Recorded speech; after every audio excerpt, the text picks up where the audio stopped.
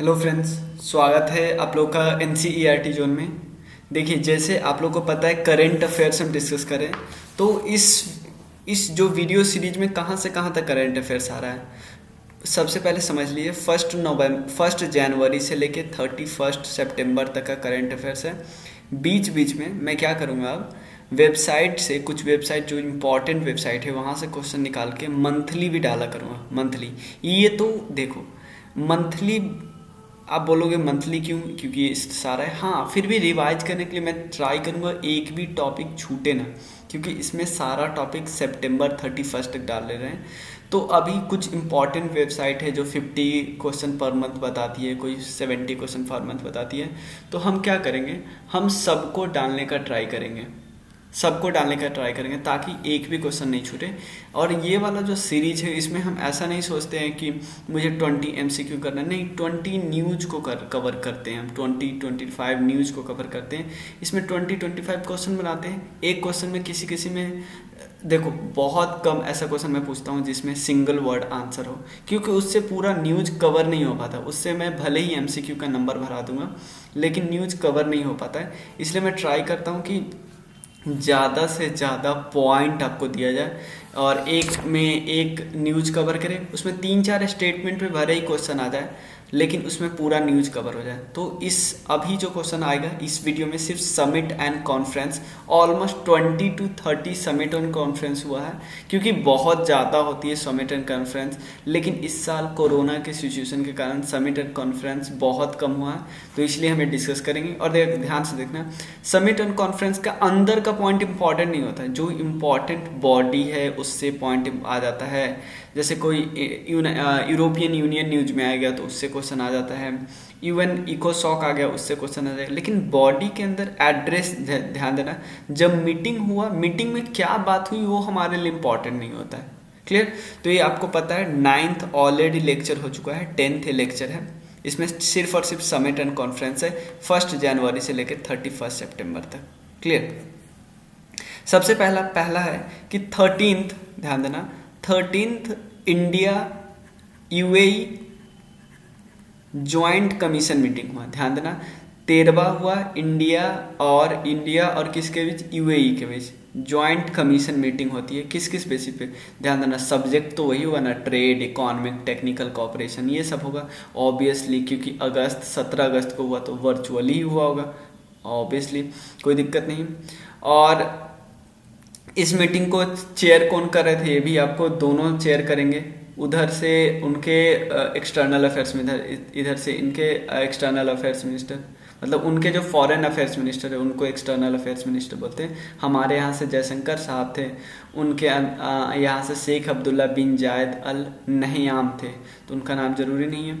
और आपको बताना है, यहाँ पे एक ध्यान रखना है, 2021 में, क्योंकि ये तो वर्चुअली हुआ था, लेकिन 2021 में ये यूएई में होने वाले, ध्यान रखना।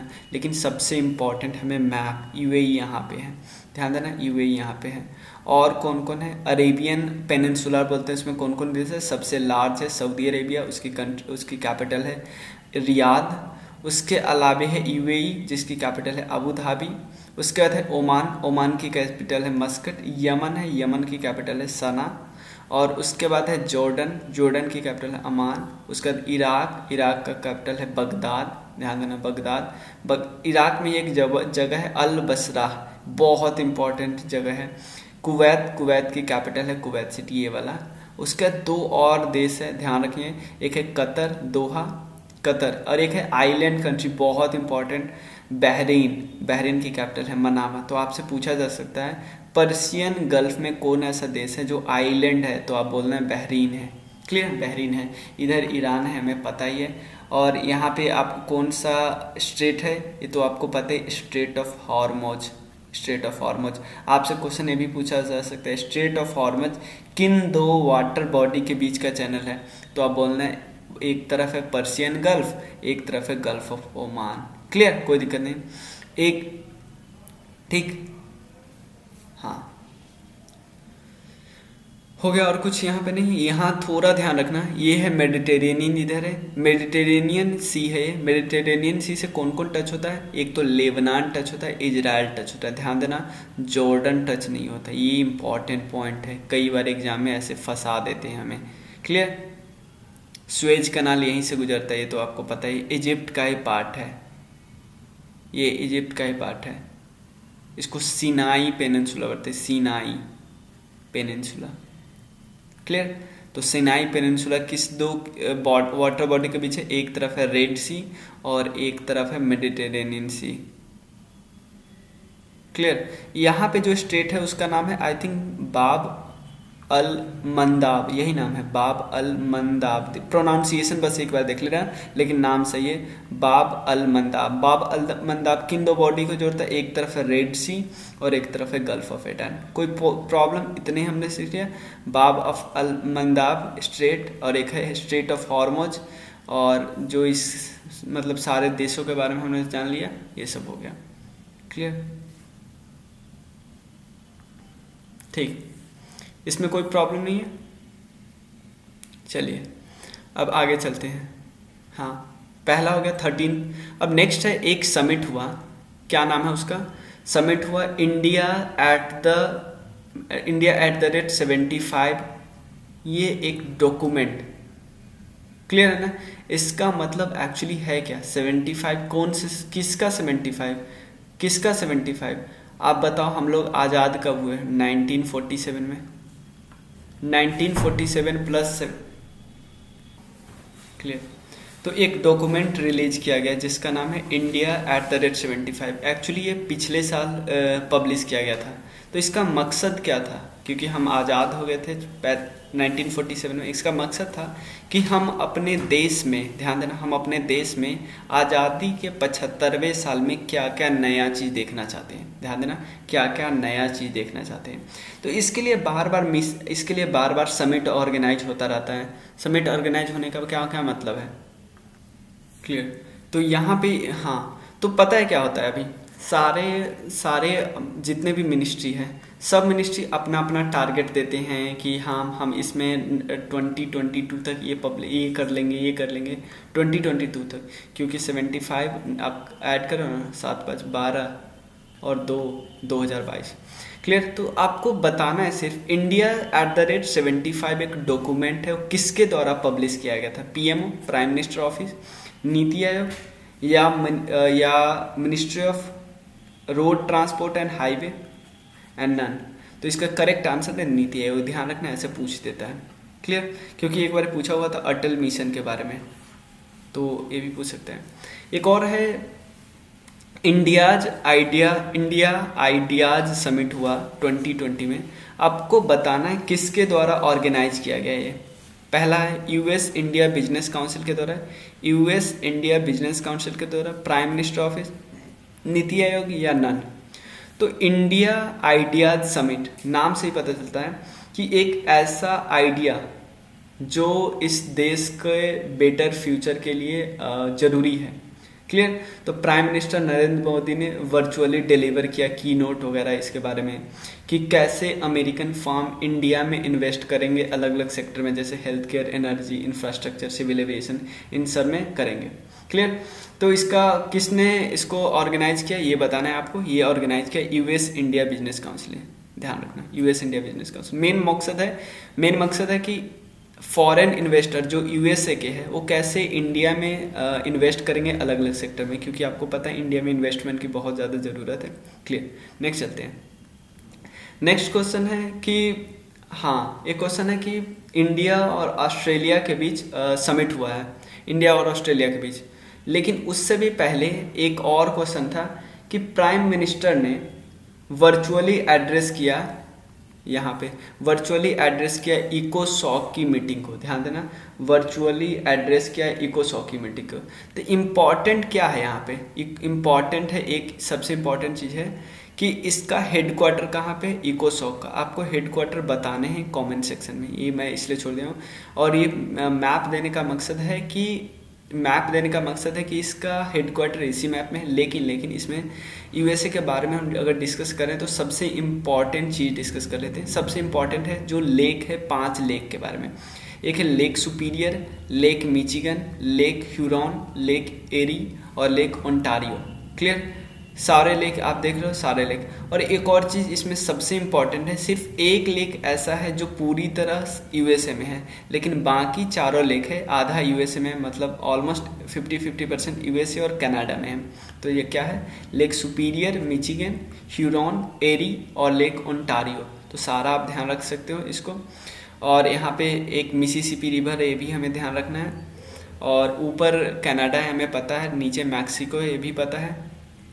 और एक चीज़ और यहाँ पे ध्यान रख सकते हो कि यहाँ से यूएसए से, ध्यान देना, यूएसए से कोई भी लाइन पास नहीं करती, ये इम्पॉर्टेंट है। जो इक्वेटर की लाइन या ट्रॉपिक ऑफ कैंसर या ट्रॉपिक ऑफ कैप्रिकॉर्न की लाइन पास नहीं करती है, ध्यान रखना। चलिए, अब जितने कुछ ऐसे बॉडी है जो इकोसॉक के अंदर आते हैं, जैसे आपको पता है ना, इकोसॉक कौन सी बॉडी है? जो 6 सबसे इम्पॉर्टेंट बॉडी है, ध्यान देना। यूनाइटेड नेशन के अंदर 6 सबसे इम्पॉर्टेंट बॉडी है, उसमें एक इकोसॉक आता है। जैसे एक यूएनएससी आपको पता होगा, यूएनजीए आपको पता होगा, उसके बाद ट्रस्टीशिप काउंसिल जो कि अब किसी काम का नहीं रहा है, और उसके अलावा एक इकोसॉक है और एक है इंडियन कोर्ट ऑफ जस्टिस। तो 6 है ना, 1 2 3 4 5 6, एक और है। क्लियर? तो ये 6 बॉडी है। तो 6 बॉडी में सबसे इम्पॉर्टेंट बॉडी इसमें जो जब भी बात आएगी ना इकॉनमी, सोसाइटी के बारे में आएगी, तो सोसाइटी के बारे में आएगी तो सबसे पहले इकोसॉक ही खड़ा होगा। नाम से ही पता चलता है, क्या पता चलता है? United nation economic and social council. तो इकोनॉमी के लिए काम करती है, सोसाइटी के लिए काम करती है।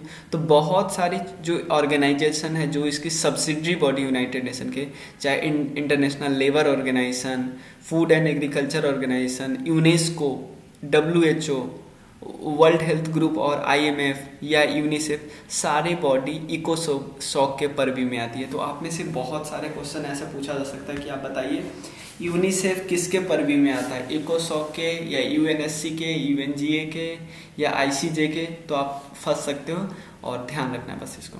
क्लियर? यही बात है कि on United nation 75th anniversary PM Modi virtually address किया है इकोसॉक को। और क्लियर? और यहाँ पे ये सब लिखा हुआ है 17 जुलाई को। ये ज़्यादा इंपॉर्टेंट नहीं है कि क्या क्या बात हो। चलो, अब नेक्स्ट है इंडिया और यूरोपियन यूनियन का 15th समिट हुआ है। ध्यान देना, इंडिया और यूरोपियन यूनियन का 15th समिट हुआ है, एग्रीमेंट हुआ है। तो बहुत सारे एग्रीमेंट की जाएगी, ऑब्वियसली समिट होगा तो एग्रीमेंट तो की जाएगी। तो आपको बताना है इसमें से कौन कौन सा एग्रीमेंट किया गया है। पहला, India European union strategic partnership. ध्यान देना, स्ट्रेटेजिक पार्टनरशिप बहुत इंपॉर्टेंट होता है, स्ट्रेटेजिक वर्ड। क्लियर? 2025 तक कैसे पार्टनरशिप करेंगे। नेक्स्ट है इंडिया यूरेटॉम एग्रीमेंट, चलो ये भी करेक्ट है। Joint declaration on resource efficiency, बहुत इंपॉर्टेंट है। Joint declaration of resource efficiency and circular economy. Clear? Circular economy की बात होती है कि ऐसा एक होता है लीनियर इकोनॉमी, कि आप कुछ यूज करते हो और उसका जो बाई प्रोडक्ट बनता है, वेस्ट बनता है, उसको सीधा फेंक देते हो कचरे के ढेर में। लेकिन नहीं, सर्कुलर इकोनॉमी का मतलब होता है इसको फिर से रिसाइकल करके दोबारा यूज कर लेते हैं, जो रीयूज रिसाइकल नहीं करते हैं, और ये सब वर्ड। तो ये तीनों एग्रीमेंट है between India and European union, जो 15th समिट में बात किया गया है। क्लियर? तो यूरोपियन यूनियन में आप देख सकते हो यहाँ post Brexit European Union no longer as a part of. तो पहले 28 टोटल देश था, लेकिन ब्रेग्जिट के बाद अब 27 हो चुका है। क्लियर? ब्रेग्जिट के बाद अब 27 हो चुका है। क्लियर? देखो और क्या क्या कौन कौन देश है यहाँ पे देख सकते हो। एक यहाँ पे आपको देखने को मिलेगा जो स्विट्जरलैंड है। स्विट्जरलैंड पार्ट नहीं, ये सारी कंट्री पार्ट नहीं है, तो थोड़ा ध्यान रख लेना, बस नज़र दौड़ा लेना एक बार, ज़्यादा जरूरी नहीं है। क्लियर? अब क्या है, इंडिया ग्लोबल वीक 2020। ध्यान देना, इंडिया ग्लोबल वीक 2020 है। अब इम्पॉर्टेंट क्या है इसमें, क्योंकि PM मोदी ने डिलीवर किया है इनऑगरल एड्रेस। मतलब इनऑगरल एड्रेस का मतलब है पहली बार इंडिया ग्लोबल वीक हुआ है, ऑर्गेनाइज किया गया है पहली बार। क्लियर? और कहाँ पे किया गया, ये इंपॉर्टेंट है। चलिए तो क्वेश्चन कर लेते हैं। ऑर्गेनाइज इन यूनाइटेड किंगडम, चलिए करेक्ट है। इंडिया ग्लोबल वीक, इसका सिंपल मतलब होता है कि इंडिया क्या काम कर रही है उस मुद्दे पे जो ग्लोबल इशू है, यानी ग्लोबल में जो प्रॉब्लम है उस पे इंडिया क्या काम कर रही है। इंडिया अपना सफाई दे सकती है कि भैया मैंने इतना ये काम किया है और ये पर्टिकुलर काम मैं करने वाला हूँ, तो इंडिया अपना सफाई दे सकती है। तो इंडिया ग्लोबल वीक में यही बात होता है। कहाँ ऑर्गेनाइज किया है, यूनाइटेड किंगडम में। थीम क्या था, we the revival Indian and better new world, चलो करेक्ट है। India meet the world, India दुनिया से मिलता है और एड्रेस करता है some of the burning issue जो ग्लोबली चल रही है। और इंडिया की परफॉर्मेंस क्या है, इंडिया आगे क्या कर रही है, इस बात पे ये सब बात होती है। क्लियर, तो इंडिया ग्लोबल वीक वाला समझ गए। हाँ, तो सारे के सारे ऑप्शन करेक्ट है। क्लियर है, तो इसमें आपको बस ध्यान देना, इसमें गलत नहीं करना था। इसमें मैं 3 पॉइंट बता दिए कि आपसे सिंपल एग्जाम में थीम भी पूछ सकता है, कहाँ पे ऑर्गेनाइज हुआ ये भी पूछ सकता है, और क्या इंडिया क्या मतलब मकसद क्या है इस ऑर्गेनाइजेशन का, उसके बारे में पूछ सकता है। क्लियर, नेक्स्ट है क्लाइमेट एक्शन के लिए ध्यान देना। क्लाइमेट एक्शन के लिए मिनिस्ट्रियल मीटिंग होती है, मिनिस्ट्रियल। तो ऐसा नहीं कि सिर्फ इंडिया की मिनिस्ट्री जाके बैठ लाएगी, क्योंकि क्लाइमेट सिर्फ इंडिया का इशू नहीं है, तो पूरी दुनिया का इशू है। तो बहुत सारे देश जाके वहाँ पे बातचीत करते हैं, बहुत सारे देश ध्यान दें मिनिस्टर बात करते हैं। तो ऑब्वियसली क्लाइमेट एक्शन की बात है, तो इंडिया की कौन सी मिनिस्ट्री जाएगी, यूनियन इन्वायरमेंट मिनिस्ट्री जाएगी। ऑब्वियसली इन्वायरमेंट मिनिस्ट्री जाएगी ना, कोई और मिनिस्ट्री फाइनेंस डिफेंस थोड़ी चला जाएगा। तो यहाँ पे क्या होता है, ये इम्पॉर्टेंट एक और क्या है, एक और एक्चुअली कौन सी मीटिंग है, 4th मीटिंग है, ये भी ध्यान रखना। फोर्थ मीटिंग है क्लाइमेट एक्शन पे। नेक्स्ट क्या ऑप्शन है, पहला है। और कौन, इंडिया एक्चुअली चेयरमैन था इसका, और इंडिया के अलावा यूरोपियन यूनियन, चाइना और कनाडा भी चेयरमैन था। Annual meeting, minister meeting over 30 country, obviously ठीक है।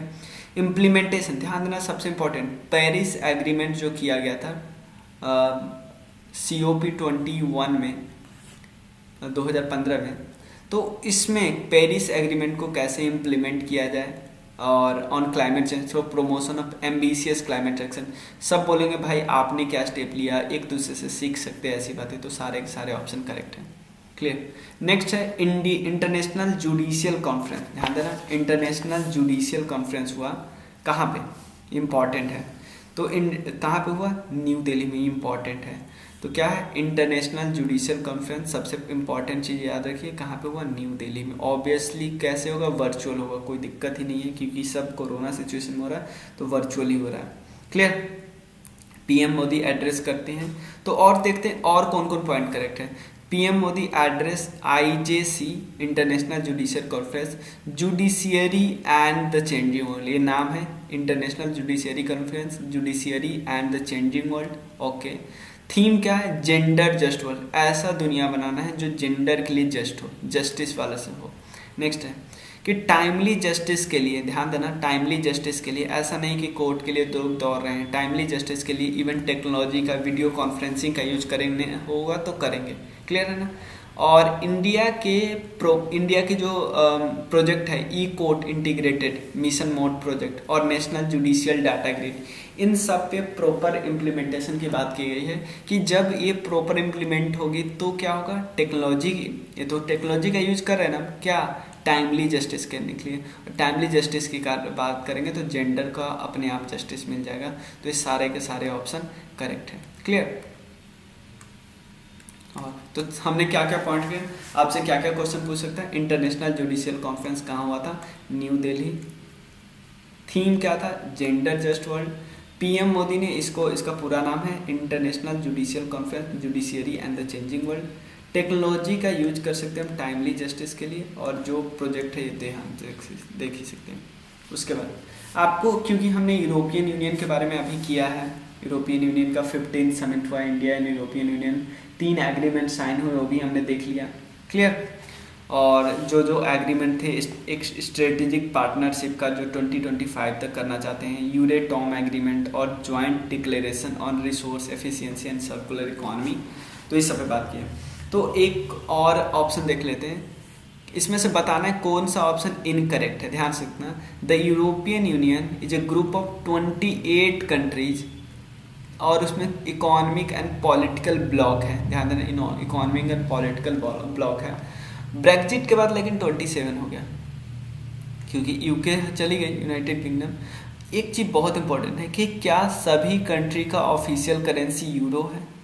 Third option, the European union has develop a integral single market through the standardized system of law and apply in all member states in the matter where member have agreed to act at one। obviously सबको agree करना होगा। Internal single market है, political and economic block है। तो आप बताना कौन सा इनकरेक्ट ऑप्शन है। इनकरेक्ट ऑप्शन है ये वाला, सारी के सारे यूरो नहीं यूज करते, बहुत सारे कंट्री है जो यूरो नहीं यूज करते। क्लियर, 6-7 कंट्री ऐसा है जो यूरो नहीं यूज करते। आगे देखते हैं, नेक्स्ट क्वेश्चन है बिम्स्टेक के बारे में। एक्चुअली बिम्स्टेक का क्या न्यूज़ था, बिम्स्टेक का था BIMSTEC conference on combating drug trafficking. ध्यान देना, बिम्स्टेक का फुल फॉर्म होता है, ध्यान रखिए, bay of Bengal initiative for multi sectoral technical and economic corporation. ध्यान से क्या है, bay of Bengal initiative for multi sectoral technical and economic corporation. Clear, drug trafficking के लिए कॉन्फ्रेंस हुआ, कहाँ पे हुआ याद रखें, न्यू दिल्ली में हुआ। कब हुआ, 13 फरवरी को हुआ, ये ध्यान रखना है। कहाँ पे हुआ, न्यू दिल्ली, 13 फरवरी। डेट नहीं याद रखो, कोई दिक्कत नहीं। अब क्वेश्चन होता है बिम्स्टेक में, इसमें पहले ऑप्शन बता दीजिए, फिर मैं इसका बाकी पार्ट बताऊंगा। इसका ऑप्शन क्या है कि इसमें से कौन से मेंबर बिम्स्टेक के पार्ट नहीं है। नेपाल, श्रीलंका, थाईलैंड और इंडोनेशिया। बताइए भाई, इंडोनेशिया पार्ट नहीं है। और एक्चुअली पार्ट कौन करने में मैं बताता हूँ। पार्ट है, पहले यहाँ रखें, इंडिया, बे ऑफ बंगाल की बात करते हैं, इधर इंडिया, इधर बांग्लादेश, ऊपर भूटान है, 3 हो गए। उसके बाद इधर है म्यांमार और बे ऑफ बंगाल में है थाईलैंड भी, म्यांमार, थाईलैंड, भूटान, बांग्लादेश, इधर है नेपाल, 1 2 3 4 5 6, इधर श्रीलंका है 7। क्लियर है ना, तो हो गया ना, 1 2 3 4 2 3 4 5 6 और एक इंडिया है 7, हो गया। चलो, इंडोनेशिया पार्ट नहीं। अब देखिए बिम्स्टेक का थोड़ा पुराना देख लेते कि आया कैसे, बैकग्राउंड। तो सब रीजनल ऑर्गेनाइजेशन है, 1997 में साइन किया गया। एक और चीज़ देखिए, सार्क 1985 में साइन किया गया था, लेकिन सार्क एक ठंडे बस्ते में है तो आपको पता ही है, लेकिन सार्क से ज़्यादा इम्पॉर्टेंट हो गया है बिम्स्टेक। इनिशियली इसमें सिर्फ 4 कंट्री थे जिसको हम बिस्ट बोलते थे, बांग्लादेश, इंडिया, श्रीलंका और थाईलैंड।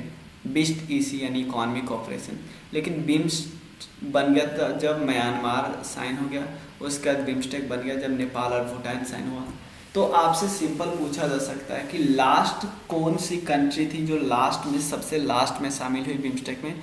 तो आप बता देना भैया वो 2 कंट्री जो इंडिया के ऊपर है, नेपाल और भूटान।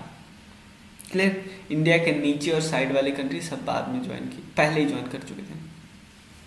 इस सार्क और बिम्स्टेक के बारे में थोड़ा डिफरेंस है कि ये साउथ एशिया की ऑर्गेनाइजेशन है। ये बे ऑफ बंगाल के चारों तरफ जो साउथ एशिया और साउथ ईस्ट एशिया में है। ये 1985 में, ये 1985 में, 1997 में। और इसमें ध्यान देना, जो मेंबर कंट्री है ना उसमें मिसट्रस्ट है, सस्पिशियस है, इसलिए बात ही नहीं बनती है। लेकिन यहाँ पे मेन कोर ऑब्जेक्टिव क्या है, इकोनॉमिक ऑपरेशन। रीजनल पॉलिटिक्स से सफ़र करता है, इंडिया पाकिस्तान वाला इशू आ जाता है। और बैलेंस पावर होता है क्योंकि थाईलैंड और इंडिया इसमें दोनों ब्लॉक है। इंट्रा रीजनल ट्रेड है सिर्फ 5%, लेकिन यहाँ पे 6%। क्लियर, अब आपको बताना है, सिंपल, बहुत आसान है कि बिम्स्टेक का हेडक्वार्टर कहाँ पे है। ढाका, काठमांडू, दिल्ली और बर्मा। तो इसका सही आंसर है क्या है, ढाका। क्लियर, काठमांडू किसका है, सार्क का। क्लियर, अब है BIMSTEC conference on combating drug trafficking. तो बहुत इंपॉर्टेंट क्वेश्चन है क्योंकि मेन न्यूज़ तो यही था ना, BIMSTEC conference on combating drug trafficking. तो अब बताना है किसने इनागोरेट किया, नेपाल के होम मिनिस्टर, ढाका के होम मिनिस्टर, इंडिया के या नन। तो इंडिया के होम मिनिस्टर अमित शाह जी ने। क्लियर, एक इम्पॉर्टेंट डेटा है, United nation world drug report के हिसाब से, United nation world drug report के हिसाब से 15 से 64 वर्ष के जितने भी लोग हैं उसमें से 5% ड्रग एडिक्ट हैं। क्लियर। लेकिन इंडिया का एक साहसिक कदम है कि ड्रग के डेटा का डिजिटलाइजेशन किया जाए ताकि पता तो चले ना ड्रग कहाँ कैसे क्यों यूज होता है। क्लियर। नेक्स्ट क्वेश्चन है नेशनल वाटर कॉन्फ्रेंस। ध्यान देना, नेशनल वाटर कॉन्फ्रेंस कहाँ पे इनॉग्रेट हुआ? मध्य प्रदेश में। ध्यान रखना, मध्य प्रदेश में। किसने किया? कमलनाथ जी। क्लियर। और गाइडलाइन में क्या है कि right to water act and water right act. Clear. बहुत सारे छोटे छोटे कदम है तो आप इसको जरूरी नहीं याद रखना। नेक्स्ट है 23rd national conference on e governance. E governance पे 23rd नेशनल कॉन्फ्रेंस पे ध्यान देना, यहाँ से हाँ, choose the correct option on 23rd national conference on e governance. Clear. पहला option, the theme of this मतलब conference is digital India 2020 digital transformation. Clear. कहाँ पे हुआ है? मुंबई में हुआ है। किसने ऑर्गेनाइज किया?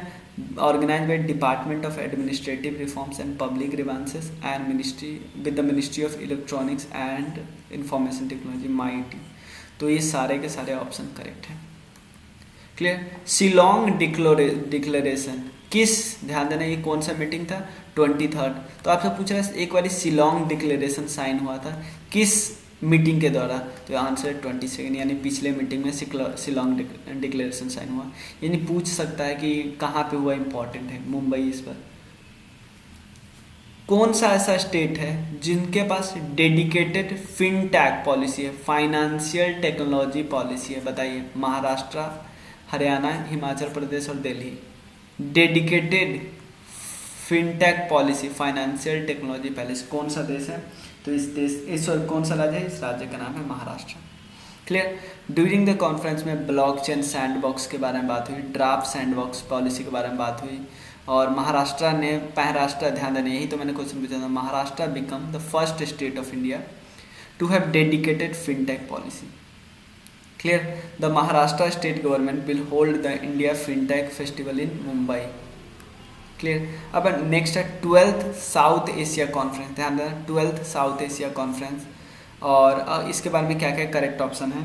12th साउथ एशिया कॉन्फ्रेंस, सबसे पहले डिफेंस मिनिस्टर श्री राजनाथ सिंह ने एड्रेस किया इसको, और कहाँ हुआ ये पता इम्पॉर्टेंट है? इम्पॉर्टेंट है क्योंकि ये न्यू दिल्ली में हुआ है, new Delhi. Clear. New Delhi, और हुआ एक्चुअली जनवरी महीने में, 28-29 जनवरी को। और इस कॉन्फ्रेंस का और देखते हैं। IDSA बहुत इंपॉर्टेंट बॉडी है इंडिया के लिए, बहुत important, institute for defence studies and analysis, institute for defence studies and analysis. इन्होंने ऑर्गेनाइज किया जो एनुअली होता है साउथ एशिया कॉन्फ्रेंस को 2007 से लेके। India neighbourhood first policy, regional perception इसका थीम है। तो दोनों करेक्ट है या एक करेक्ट है? तो साउथ एशिया है तो हमें ये पॉइंट भी करेक्ट लगता है और ये पॉइंट भी करेक्ट लगता है, यानी दोनों करेक्ट है।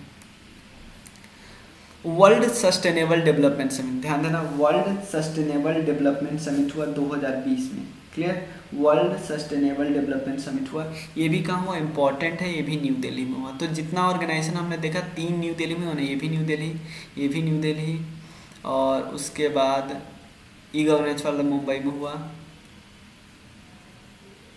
और बिम्स्टेक नहीं, यूरोपियन यूनियन नहीं, इंटरनेशनल जुडिशियल कॉन्फ्रेंस ही नहीं। तो 3 याद, इंटरनेशनल जुडिशियल कॉन्फ्रेंस में न्यू दिल्ली में, साउथ एशिया कॉन्फ्रेंस में न्यू दिल्ली में हो गया, और उसके बाद वर्ल्ड सस्टेनेबल डेवलपमेंट समिट भी न्यू दिल्ली में।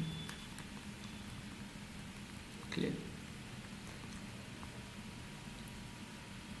हाँ, तो यहाँ पे आराम से देखा, the theme of 2020 edition is a summit toward 2030 goal, making the decade card. इतना इंपॉर्टेंट काम करना है कौन? क्योंकि हमारा सस्टेनेबल डेवलपमेंट का गोल कब है? 2030 को।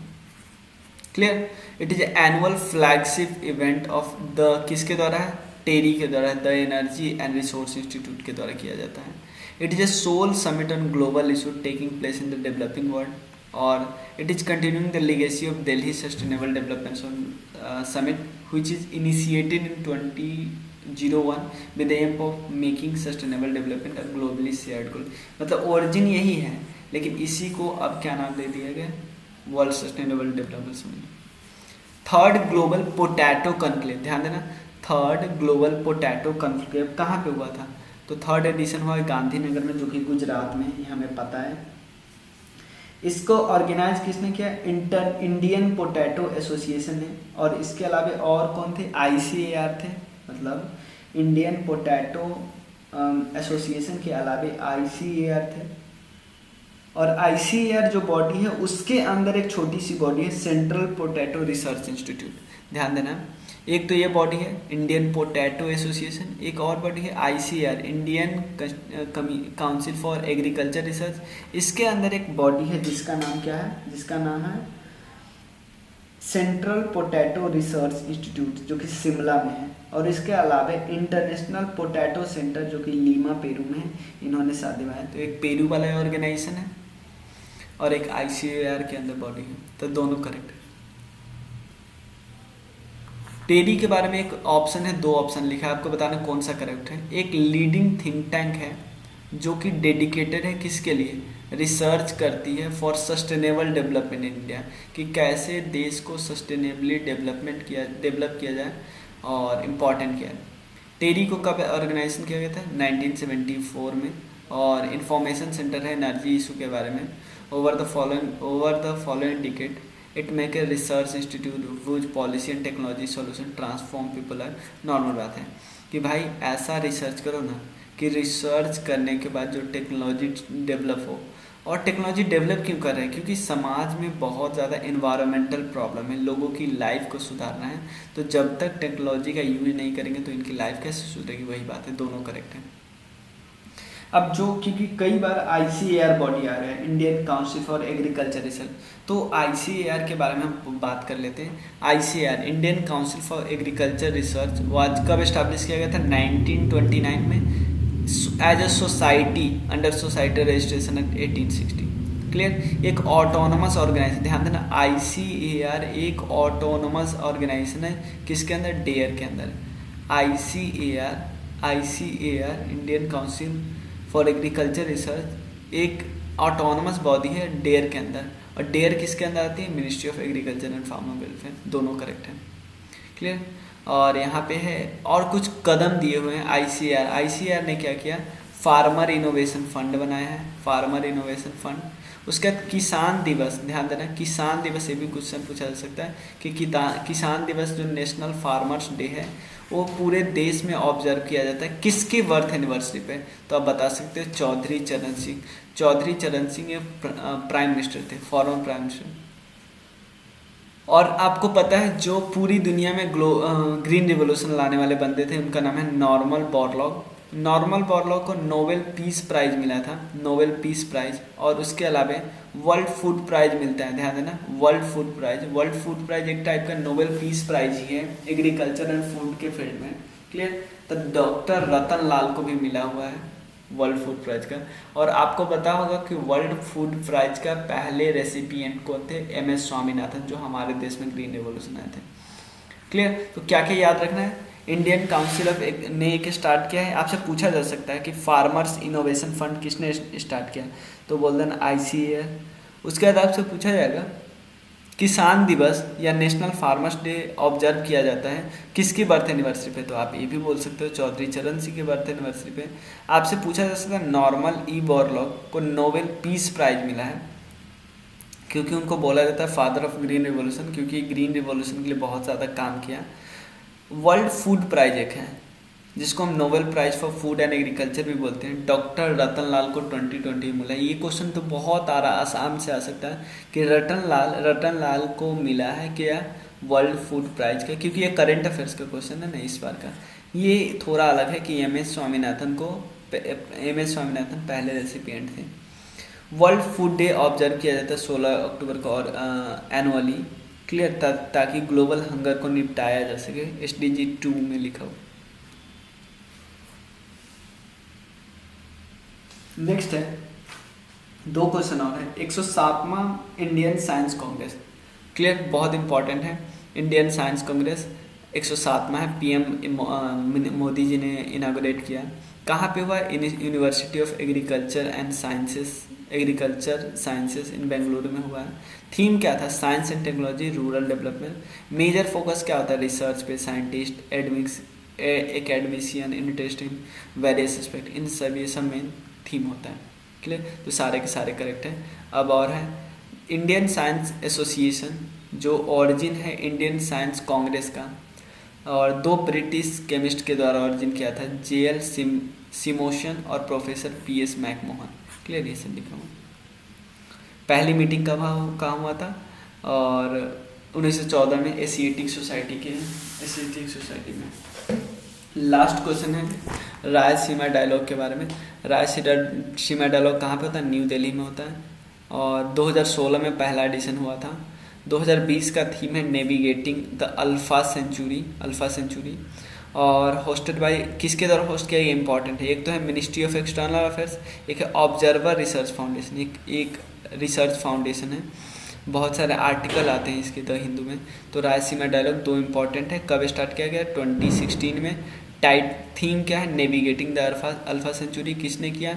Observer research foundation and ministry of external affairs. Clear? चलिए, थैंक यू सो मच। और फॉलो कर सकते हो आप हर जगह पे। और उसके बाद आप कोई भी दिक्कत हो तो मैसेज कर सकते हो 9582062485। चलिए, मिलते हैं फिर। Thank you so much. अगले वीडियो में हम क्या करने वाले हैं, ये ऑब्जर्वर रिसर्च फाउंडेशन के बारे में कुछ चीज़ें हैं, देख लीजिएगा। इंडिपेंडेंट थिंक टैंक है और न्यू दिल्ली में है। 3 और सेंटर, मुंबई, चेन्नई, कोलकाता, और ताकि इंडिया का प्रॉस्परस हो सके और इंडिया अपने चॉइस जीत सके। ये बात सब एजुकेशन में डिस्कस करेंगे। एजुकेशन भी बहुत इंपॉर्टेंट पॉइंट है। मिलते हैं फिर। Thank you so much.